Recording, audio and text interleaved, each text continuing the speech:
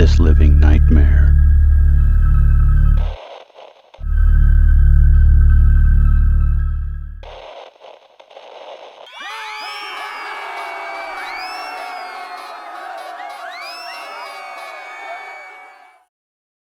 Welcome, my living nightmares, to the 100th subscriber special.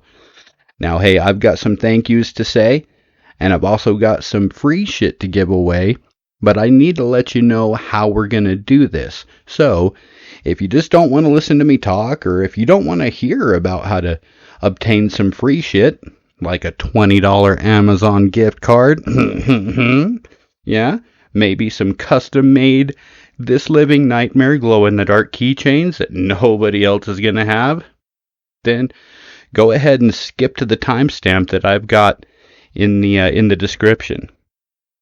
Otherwise, before we get going with the stories, I just wanted to say a quick thank you to all my subscribers for your subscribes, for the likes, the comments, the compliments, the stories, the shares. They all help. They all mean a whole bunch from you guys. Thank you so much. This happened a lot faster than I thought it would. So, if you are watching and you're not subscribed, what the fuck are you doing? You keep coming back. You're liking it. Subscribe already. It don't cost you a fucking thing. Plus, I like to give away free shit now and again. So, you're just fucking missing out on the chance. Speaking of free shit and how you can win this, what I'm going to need you to do, because you guys are private, you like your privacy, that means I can't see all of you. I can't see who is subscribed and who is not. So, this is what we're going to do. What I need you to do is go in the comments and just say anything. It doesn't matter. You can say, I love scary shit. I like Amazon. Fucking, I don't care what you say. Just as long as you say something so that I know you want to participate in this. Okay? So, you're going to need to comment in the comment section. You're going to need to like this video and be a subscriber. That's all that's required. Now, we're going to give it a couple weeks or so for the word to get out and for everybody that wants to participate time to do so. Now, when the drawing happens, what we're going to do is hey, you won some free shit video showing who all won and who won what. I'll also be replying to the comment that you would have left, letting you know that you won. Now, if you are a winner, what you're going to need to do is go to my homepage and get a screenshot showing that you are subscribed. I'll have you email that to me along with your contact info and a mailing address so that I can send you out your free merch. Okay? Once again, everybody, I just want to say thank you so much for the likes, shares, subscribes, comments, compliments, and stories. And keep it going so that I can keep it going. Speaking of going, let's get this going. I hope you enjoy. Mystery Man on the Hill. Written and submitted by BlackCat1206. In the mid-'80s, my mama worked at my school. In a different class than me, I was in nursery. To get to the school, she always took a shortcut over the heath. About 2 weeks earlier, a local girl in her late teens, who my family vaguely knew, went missing. And the last time someone saw her, she was over the heath. Mama said she wasn't that concerned by this, and she practically grew up over there. It was summer in the middle of the day, and the route that she took was quite busy with other people walking their dogs and golf balling. One day soon after the disappearance, Mama set off to work. Halfway to school, she stopped. She told me many years later that she had that creeping feeling that you get, when you're being watched. She looked over her shoulder, and at the top of the small hill that she had just walked down was the figure of a big, tall man in biker's leathers and a helmet.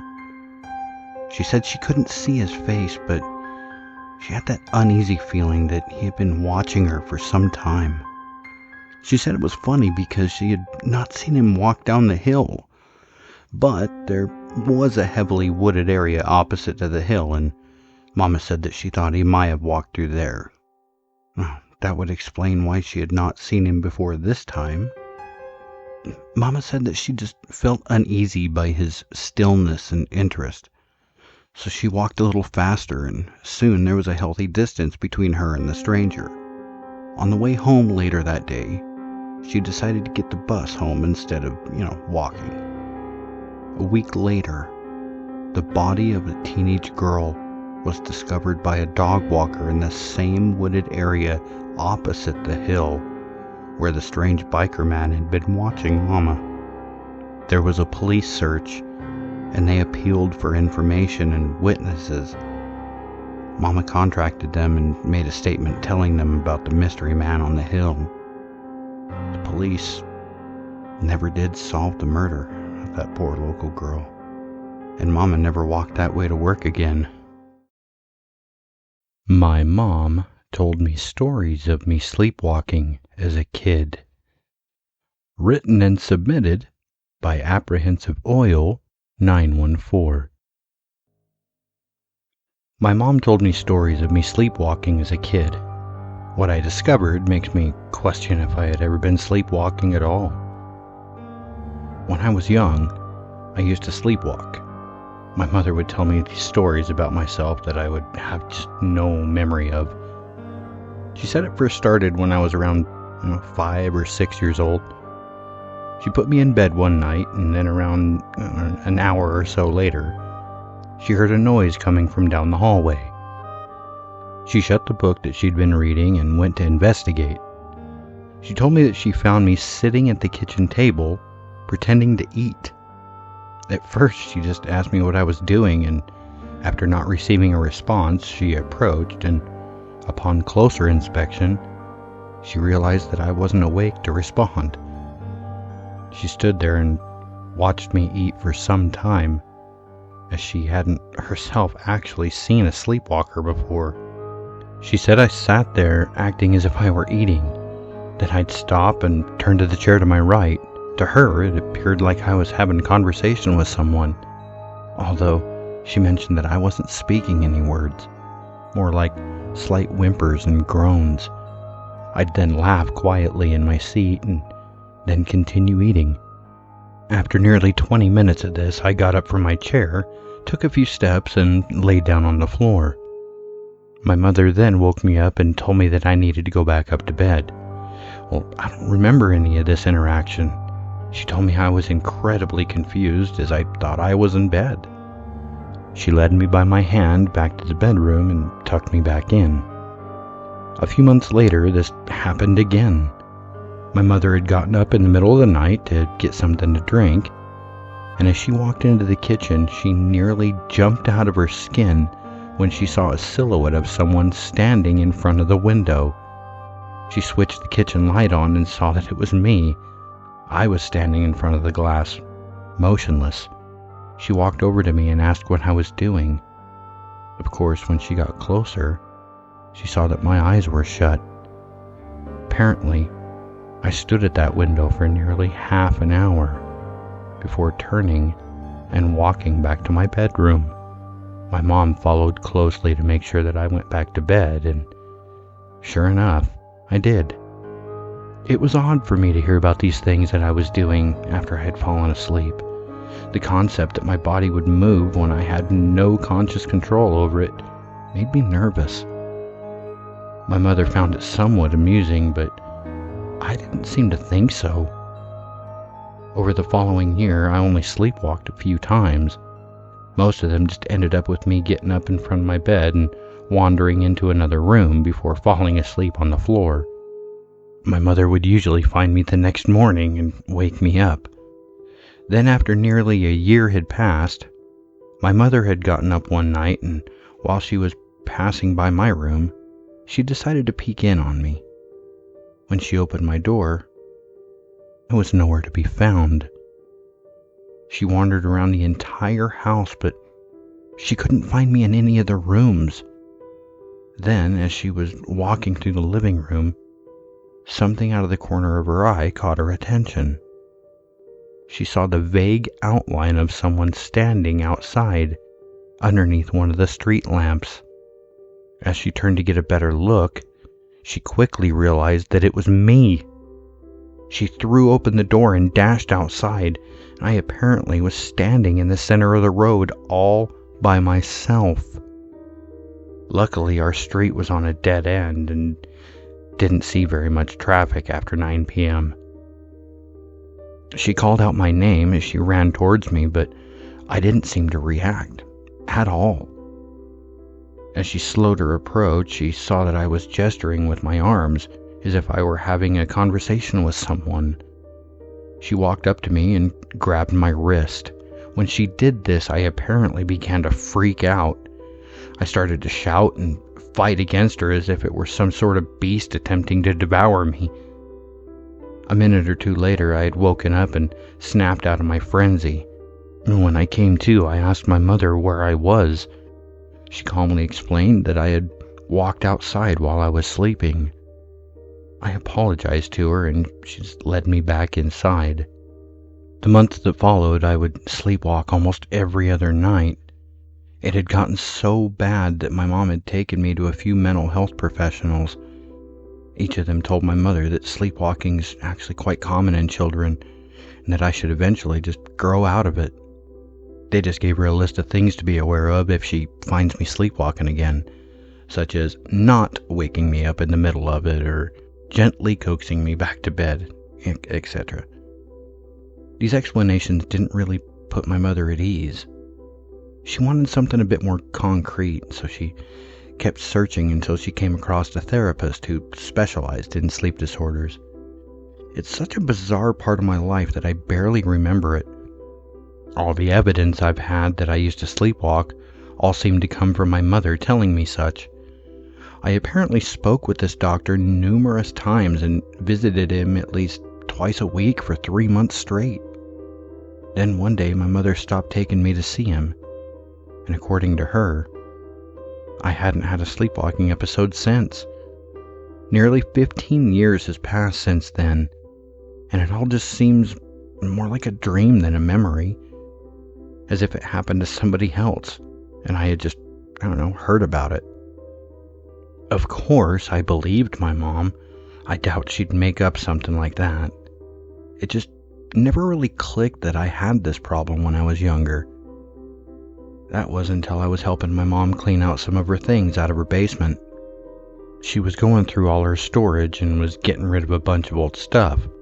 While I was pulling out boxes out of the rafters, something chattered at the floor. It was a thick manila file folder that hit the ground with a thud. Hoping I didn't break anything of importance, I stopped what I was doing and picked up the folder. After glancing at it, I noticed on the front that it had my name on it with some dates. I looked around to make sure that my mom wasn't nearby, and I tucked the folder into the back of my pants. After finishing up, I told her I'd talk to her later, and I headed back home to my house. When I got inside, I tossed my jacket on the couch and I pulled out the folder. As I peeled open one end and slid the large file out, my eyes darted across the front of it. It was records of my time with the therapist. I guess he must have given my mother a copy of these to keep. All the entries inside were each of the days that I had gone to visit him. Most of them were just logs of the sessions, as well as a few notes that he had taken throughout. One of the last entries, however, drew my attention. It said that the therapist was going to conduct some type of hypnotherapy on me. He had me lay down on a lounge chair and began telling me to relax, while continuously asking me specific questions. He asked me what I dream about, and my answer had been written down. I told him that I dreamed of my friend. Reading this, I had no idea who I was talking about. The therapist then asked me to describe this friend of mine. I told him that he was much taller than me, though for a child that wasn't really saying much. His body always seemed to be hunched over. He had long black hair that fell down to his shoulders, His arms were extremely long, like two snakes attached to the shoulders. Each of his fingers came to a point, like sharpened knives. The therapist asked me to tell him what his face looked like. Apparently, I struggled to describe it. I told him that his face was blurry, like it was covered in TV static. When the therapist pressed further, apparently, I sat up in the chair, still asleep, and told the therapist to look at him for himself. I then pointed behind the therapist, and when he turned, he saw nobody there. He jotted down some notes and then asked me what my friend wanted. I told him that he wants to take me somewhere far away so that we can both play together forever. He made another note, and then, through a series of careful statements, he rid my mind of negative dreams. Well, that's what he wrote down anyway. Since that day, I've slept peacefully without any more sleepwalking incidents. All those memories I had from the early years of my life seemed hazy, and I've nearly forgotten all about them.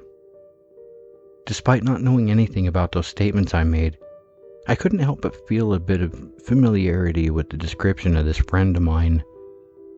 As I closed the file, I sighed, thinking about all the things that I had said in the notes. I looked at the clock, which read 10:23 p.m. As I stood up from my chair, I saw something out of the corner of my eye. I turned and looked out my window, and for the briefest of seconds, I thought I had spied someone standing outside.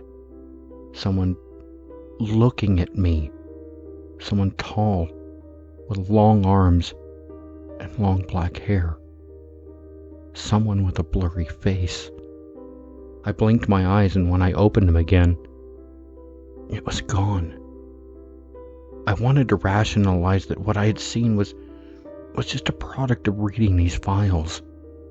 That my tired mind had simply conjured this hallucination, but for some reason I can't seem to shake this feeling that those weren't simply dreams that I had been experiencing when I was a kid.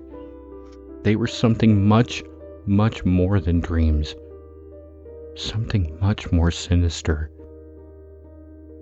I can feel my eyelids starting to become heavy by the minute, and for the first time in my life, I'm worried about what will happen if I fall asleep again.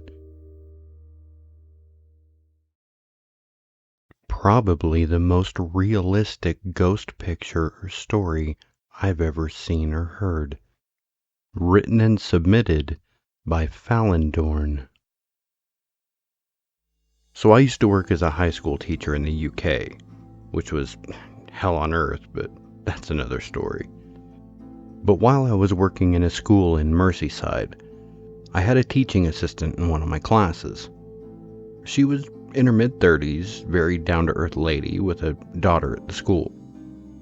It was the end of the term, and on the last day, kids mostly don't do any work, so we put on games or PowerPoints with stories, etc., just to try to keep them settled before the break. I can't remember how it got brought up, and it might have been me talking about ghosts with the class, but afterwards, the assistant mentioned that she had possibly seen a ghost quite recently and even had a picture of it. I was intrigued, so she explained what happened. She had recently been on a night out with her daughter and her friends at the Empire Theatre in Liverpool. It's a large, old theater, and if you Google it, you'll see it's very active still, and you can see pictures of it inside. Now, she showed me 2 pictures on her mobile and said she just couldn't explain it. No one noticed anything at the time, and it was only the next day when she saw it looking over her pictures from the night before. She'd been taking a selfie, which she thought may have been blurred, so a second later she took a second, and in that second image, she was surprised to see what looks like the ghost of a woman in a Victorian dress or a gown floating above and to the side of them. She never made a big deal out of it, and She wasn't going out of her way to brag. Her daughter said it was strange when I spoke to her later in the school. Interesting, though, the older seats in the theater would have been higher than the current ones. I think they were fire damaged or something years ago, and it was just rebuilt in places, So, here's the first picture.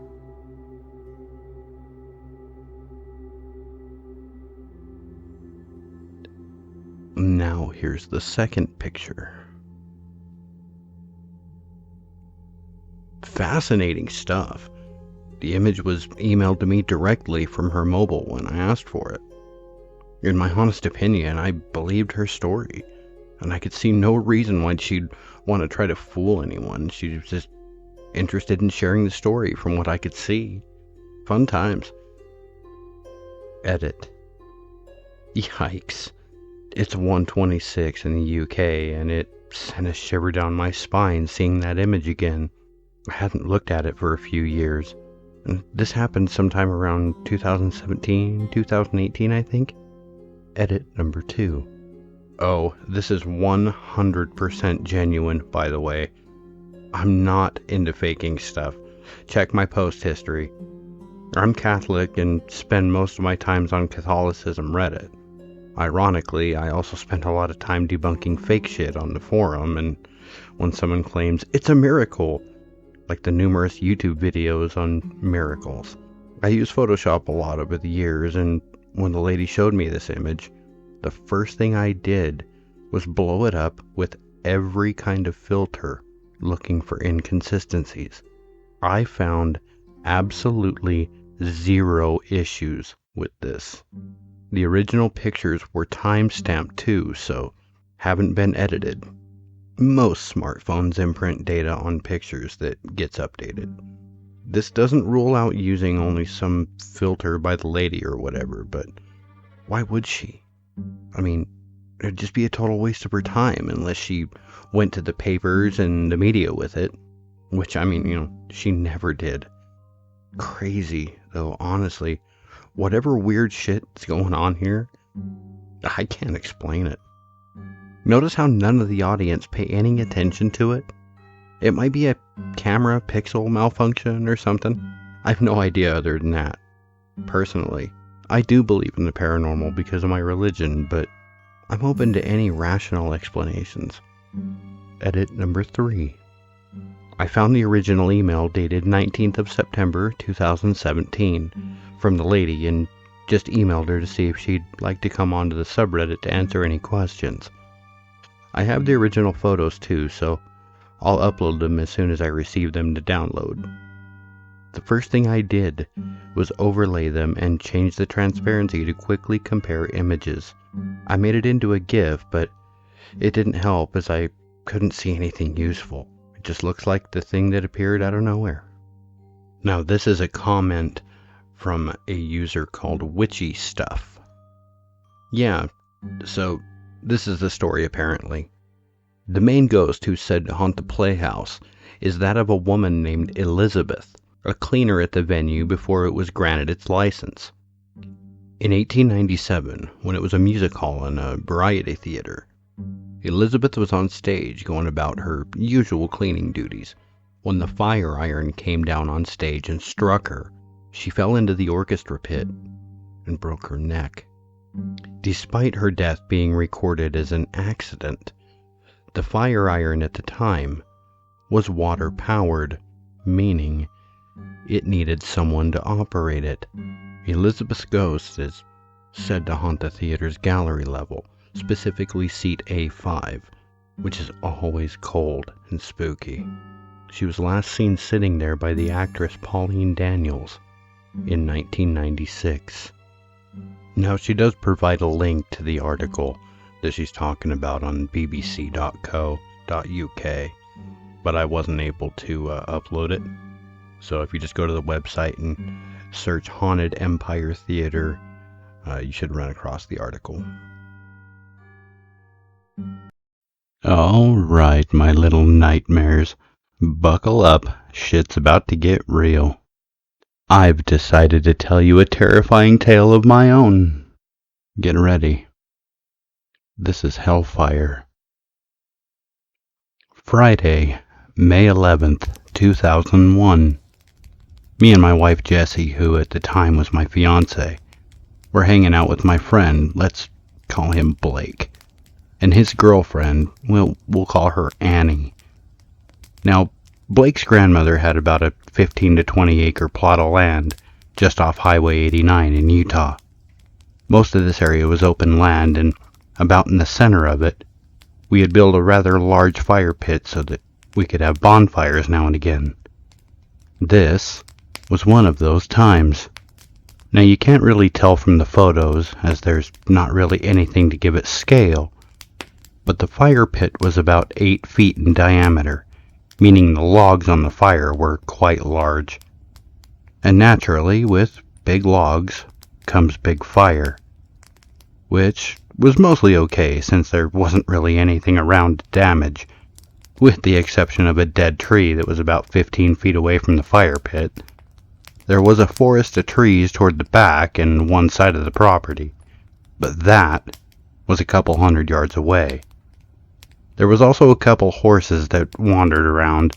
They were gentle though, and even hung out with us when we'd go there to have bonfires. They could be a bit intimidating, I guess, when they'd walk up on you in the dark as you're making your way across the field. It was a calm, clear night, and there wasn't any bad weather or increasing winds in the forecast. So, we felt comfortable in going ahead with our plan to build a bonfire. We started, and as we were enjoying the fire and each other's company, I kind of started to get this eerie feeling, like there's someone or something watching us from the tree line. I didn't really share this with anyone, but before too long, Jess had said to me that she didn't know why, but she was feeling a bit creeped out. Now, I didn't want to feed into this and spoil her good time, so playfully, I just told her, "Shh, don't say that too loud. It'll hear you." Which, in return, I received an eye roll and a playful, "Shut up, dork, don't make fun of me." I laughed, while keeping an eye out. A few moments later, I saw Blake about to throw more wood on. They were good-sized logs, like 5 to 6 feet long, so I went to help. As I grabbed a log, I noticed Blake had stopped and was staring toward the tree line. So I asked, "What you looking at, bro?" Blake says, I don't know, dude, just thought I saw someone." I replied, "You got that weird, creepy feeling too?" He says, "Well, kinda, yeah." So I told him that Jess and I were just talking about it, and she said the same shit. We got talking about this as we began throwing wood on the fire, and this is where shit gets weird. We were across from the fire pit from each other and were walking clockwise around the fire, because the wood was kind of spread out all around the fire pit. We were kind of alternating, tossing the logs on just randomly as we were talking with each other. The point is, we were engaged in conversation, not really paying attention to how we were placing the wood. We finished, and we were standing about 10 to 15 feet away, just watching the flames get higher and higher, when Jessie exclaimed, "Holy shit, guys, look!" She was pointing at the fire pit. So we spun to find out why, and it became very clear, very quick. And yes, I brought pictures. To our absolute and total fucking amazement, we had accidentally created a pentagram. I'll say it again. We placed those in there randomly while we were walking and talking around the fire pit. Annie, with her hands in front of her mouth, says, "Blake, please tell me you're just fucking around. I'm already kind of creeped out." Blake didn't really answer because, well, he was busy looking into the woods at what I had just pointed out. We were being watched. Just inside the tree line, backlit by the moon, there was a person-shaped black figure just standing there, watching us. And he started freaking out and Jess grabbed my arm and whispered, "What the fuck is that?" Blake said it was just probably his little brother, but I don't know. It looked a little tall to me. Regardless, he and I decided to go see just who the fuck that was. Annie protested and Jess just says, "Don't fucking leave me here." I gave her the old classic horror movie line that damn near kills anyone and everyone who says it. "I'll be right back."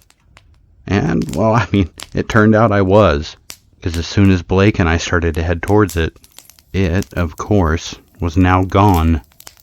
The forest wasn't very dense, and there was nowhere that they could have gone that we wouldn't have seen.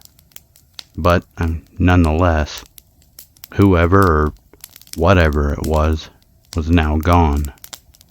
When we got back, Jess asked me if I'd walk back to the car with her to get her camera. She wanted to take a picture of the hellfire. Well, we came back to the fire being in full roar. Probably a little bit more than what it should have been.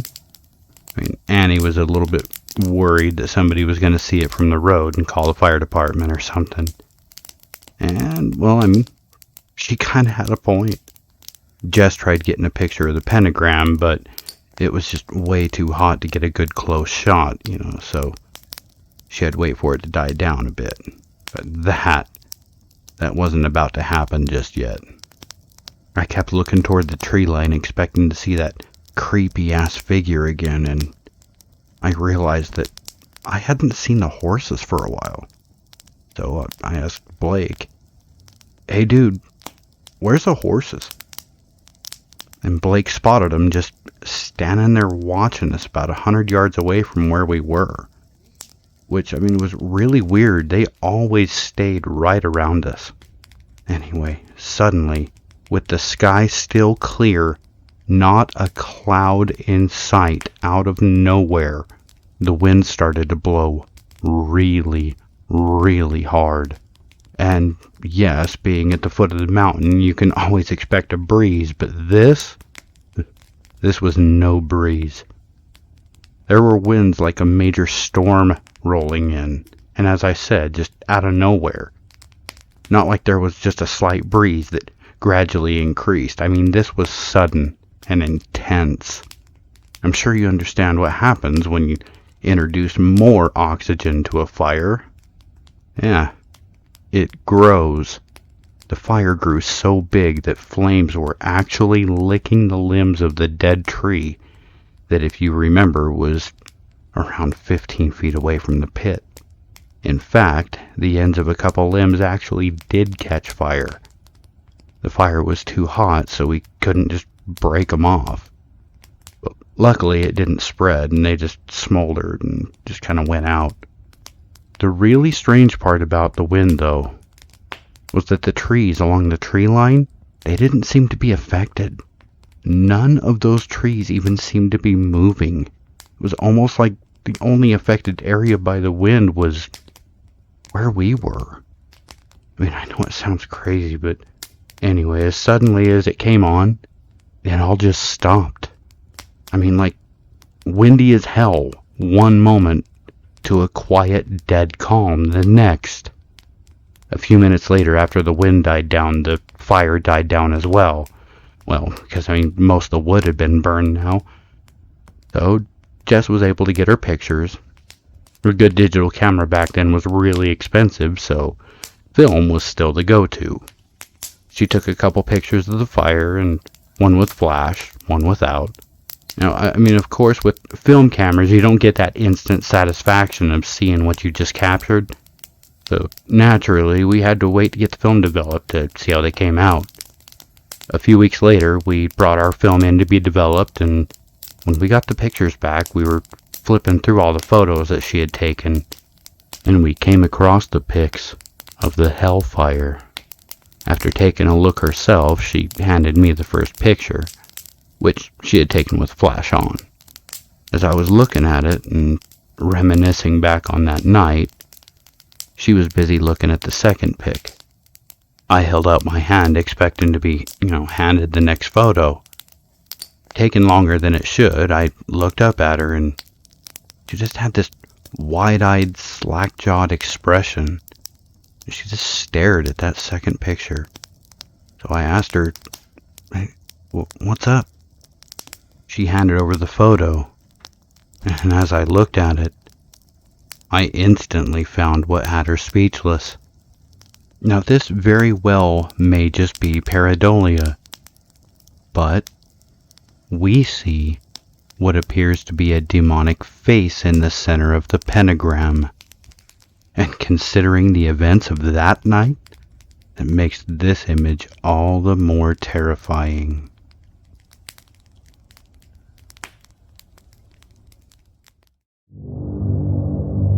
Thank you for being a part of this living nightmare. We hope to disturb you again soon.